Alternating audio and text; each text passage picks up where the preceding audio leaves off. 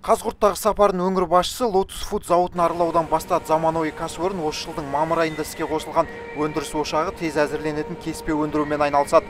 Дайын өнімге ұлттық нақышта қазан деген атау берілген. Әзірге мұнда 50 жұмысшы тұрақты жұмыспен қамтылған.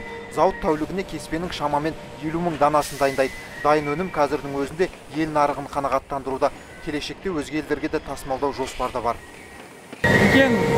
Супермаркет, метро деген супермаркеттерде сатып жатырмыз.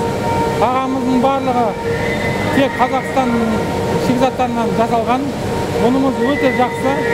Ешқандай қоспаларымыз жоқ. Қытай сияқты таза өзіміздің өнім. Бұдан кейін Жансейіт Түймебаев Амангелді шаруашылығының жұмысымен танысты. Серіктестік бақша дақылдарын өндіруден аймақта ғана емес, елімізде алдыңғы қатарда. Кәсіпорын тамшылатып суарудың соңғы үлгісін пайдаланады. Мұнда алма мен жүзімнің ерекше сұрыптары өсіріледі. Бақша дақылдарынан дәм татып, жоғары баға берген Жансейіт Түймебаев табиғи таза өнімнің қызығын алдымен шымкенттіктер көруі керек деді. Осы бағытта серіктестік басшысына бірқатар ұсыныстар жасады. Ала жазда еңбек еткен шаруаларды құрметтеп, олармен естелік суретке түсті.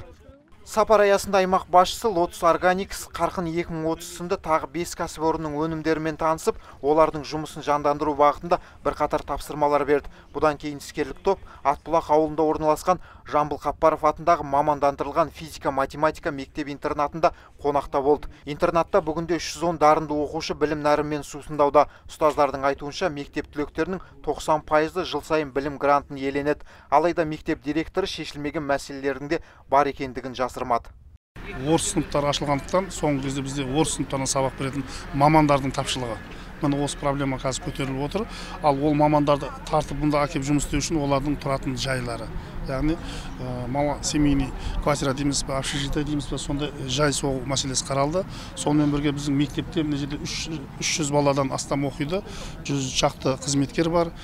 Қанша душ, асхана бар жұмыс істегендіктен септик бізде кішілеу қылып соғылған. Жалпы септикке бөлінетін қаржы өте көп болғандықтан сол қаржыны төмендету мақсатында арнайы сонда бір агрегат орнату проблемасы қойылды. Бұйымтайды мұқият тыңдаған Жансейіт Түймебаев болашақ ғалымдарды дайындайтын білім ордасына қол ұшын беретіндігін жеткізді. Осылайша ол Қазығұртқа жасаған сапарын тәмамдап, аталған өңірге оң бағасын берді.